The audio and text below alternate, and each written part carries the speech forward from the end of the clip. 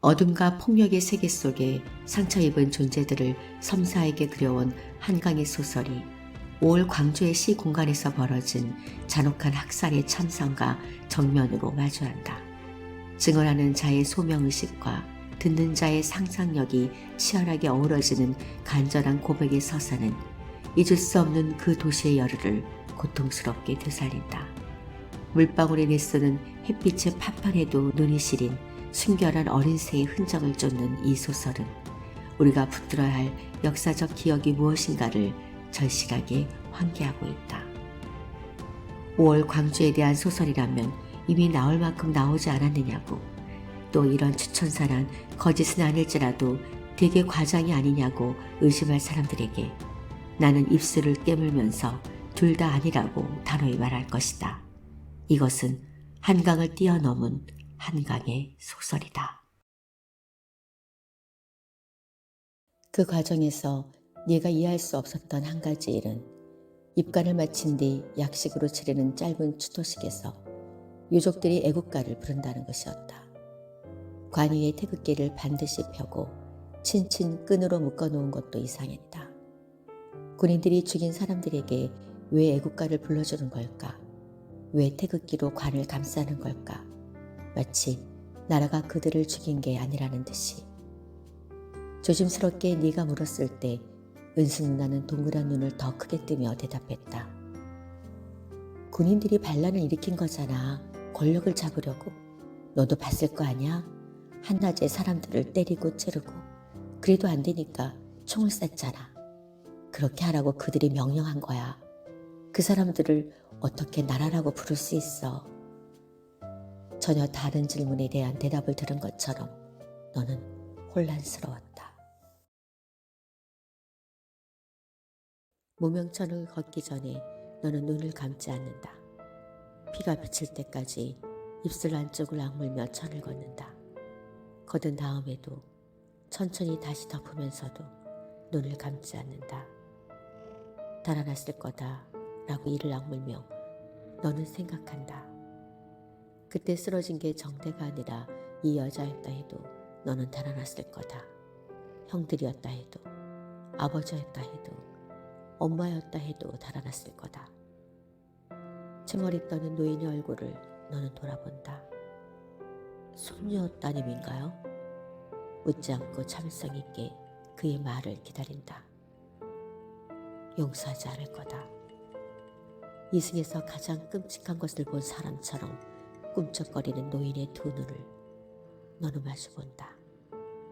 아무것도 용서하지 않을 거다. 나 자신까지도. 썩어가는 내 옆구리를 생각해. 거길 관통한 총알을 생각해. 처음엔 차디찬 몽둥이 같았던 그것. 순식간에 뱃속을 휘젓는 불덩어리가 된 그것. 그게 반대편 옆구리에 만들어 놓은 내 모든 따뜻한 피를 흘러나가게 한 구멍을 생각해. 그걸 쏘아보낸 총구를 생각해.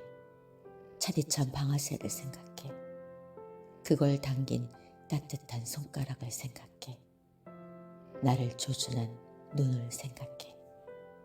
쏘라고 명령한 사람의 눈을 생각해. 그들의 얼굴을 보고 싶다. 잠든 그들의 눈꺼풀 위로 어른거리고 싶다. 꿈속으로 불쑥 들어가고 싶다. 그들이 악몽 속에서 피 흐르는 내 눈을 볼 때까지. 왜 나를 쐈지? 왜 나를 죽였지? 사유어가는 잔불의 중앙빛 불꽃 사이로 나는 스며들어가 보았어. 세찬 불길 속에서 몸들이 타부 무너져 뒤섞인 뜨거운 유골들을 더는 구별할 수 없었어. 고요한 새벽이었어. 불길이 사그라지며 숲은 다시 어두워졌어. 어린 군인들은 흙바닥에 무릎을 세우고 앉아 서로의 어깨에 기대어 죽은 듯 잠들어 있었어. 소리가 들린 건 그때였어. 한 번에 수천 개의 불꽃을 쏘아올리는 것 같은 폭약소리, 먼 비명소리, 한꺼번에 숨들이 끊어지는 소리, 놀란 혼들이 한꺼번에 몸들에서 뛰쳐나오는 기척. 그때 너는 죽었어. 그게 어디인지 모르면서 네가 죽은 순간만을 나는 느꼈어. 빛이 없는 허공으로 번지며 나는 위로, 더 위로 올라갔어. 캄캄했어. 이 희곡집은 이제 출판할 수 없다. 처음부터 헛수고를 한 것이다. 앞쪽의 10페이지에 드문드문 살아남은 문장들을 그녀는 머릿속으로 더듬는다. 당신들을 잃은 뒤 우리들의 시간은 저녁이 되었습니다. 우리들의 집과 거리가 저녁이 되었습니다. 더 이상 어두워지지도 다시 밝아지지도 않는 저녁 속에서 우리들은 밥을 먹고 걸음을 걷고 잠을 잡니다. 거칠게 꿰매어진 문장들, 문단째로 검게 지워진 자리들, 우연히 형상을 드러낸 단어들을 그녀는 생각한다. 당신을, 나는, 그것은, 아마도, 바로. 당신의 눈은 가까이에서 멀리에서 지금 좀 더 희미하게 왜 당신은 기억했습니까? 군중의 도덕성을 좌우하는 결정적인 요인이 무엇인지는 아직 밝혀지지 않았다.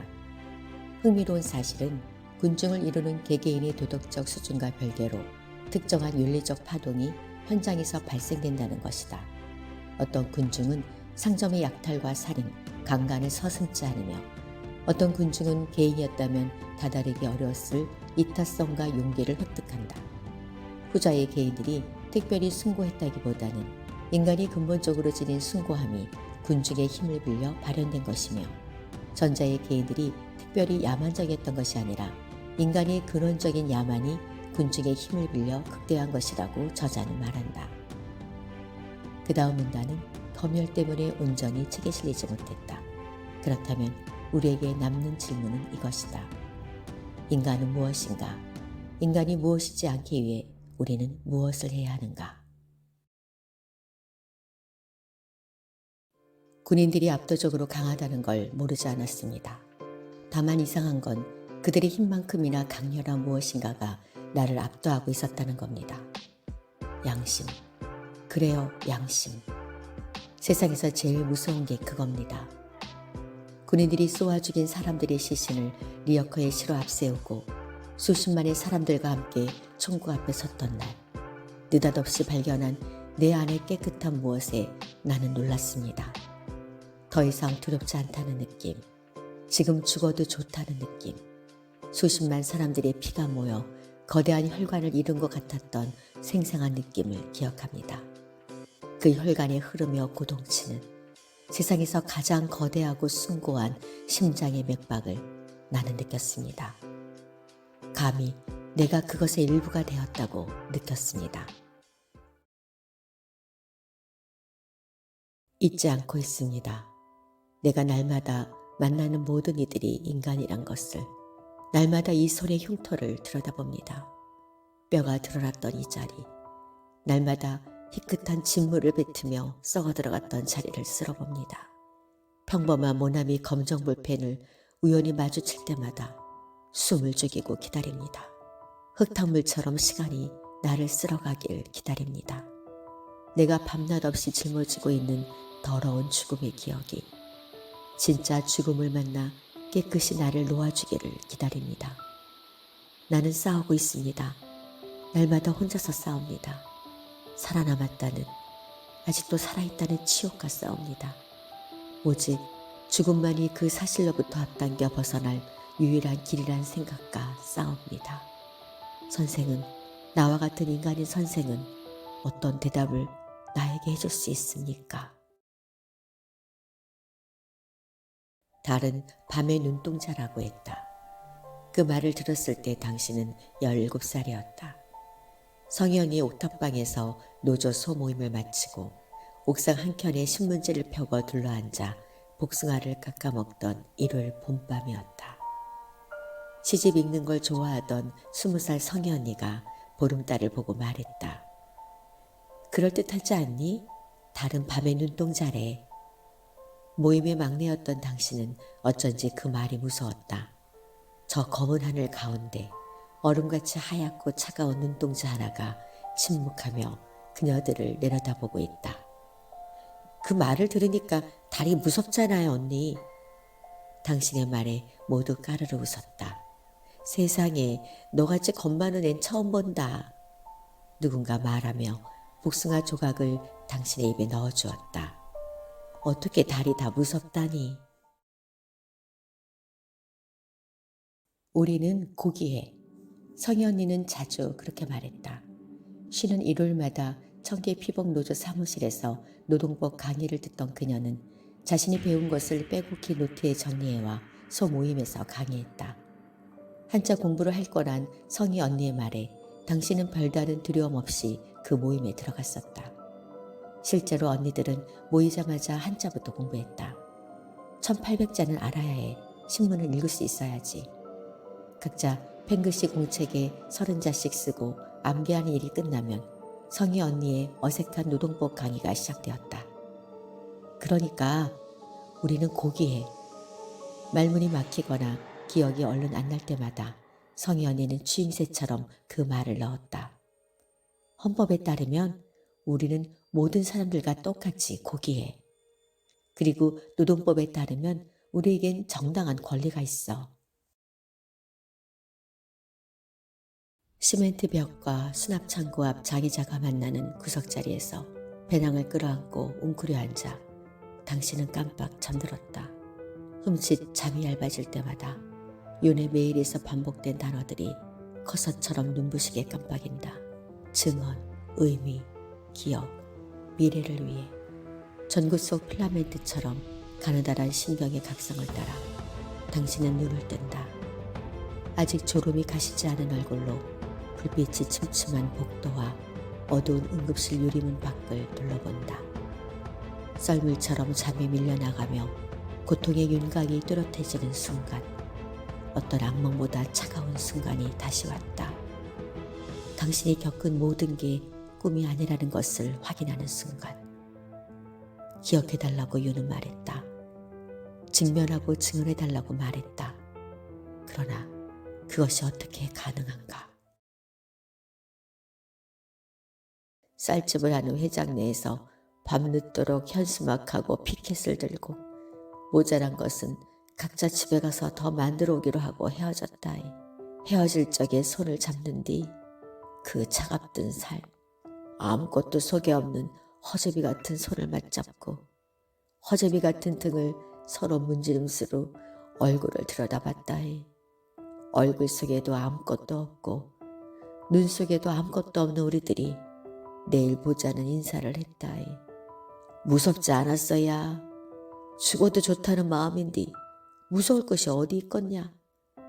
다 같이 소복을 입고 그 살인자가 탄 승용차가 오기를 기다렸다이. 정말로 아침 일찍 그놈이 나타났다이. 소리를 맞춰서 구호를 외치려던 계획은 엉망이 됐다이. 다들 울부짖고 졸도하고 머리는 헝클어지고 소복은 찢어졌다이. 네가 6살, 7살 묵었을 적에 한시도 가만히 안 있을 적에 너희 형들이 다 학교 가버리면 너는 심심해서 어쩔 줄을 몰랐지. 너하고 나하고 둘이서 네 아버지가 있는 가게까지 날마다 천변길로 걸어갔지. 나무 그늘이 햇빛을 가리는 것을 너는 싫어했지. 조그만 것이 힘도 씨고 고집도 씨어서 힘껏 내 손목을 밝은 쪽으로 끌었지. 수치 적고 가늘디 가는 머리카락 속가정 땀이 나서 반짝반짝 함수로 아픈 고매니로 쌕쌕 숨을 몰아심수로 엄마 저쪽으로 가. 기왕이면 햇빛 있는 대로. 못 이기는 척 나는 한없이 네 손에 끌려 걸어갔지. 엄마 저기 밝은 데는 꽃도 많이 폈네. 왜 캄캄한 데로 가. 저쪽으로 가. 꽃핀 쪽으로. 나는 가방을 열었다. 가지고 온 초들을 소년들이 무덤 앞에 차례로 놓았다. 한쪽 무릎을 세우고 쪼그려 앉아 불을 붙였다. 기도하지 않았다. 눈을 감고 웅념하지도 않았다. 초들은 느리게 탔다. 소리 없이 일렁이며 주황빛 불꽃 속으로 빨려들어 차츰 우묵해졌다. 한쪽 발목이 차가워진 것을 나는 문득 깨달았다. 그의 무덤 앞에 쌓인 눈더미 속을 여태 디디고 있었던 것이다. 젖은 양말 속 살갗으로 눈은 천천히 스며들어왔다. 반투명한 날개처럼 파닥이는 불꽃의 가장자리를 나는 묵묵히 들여다보고 있었다.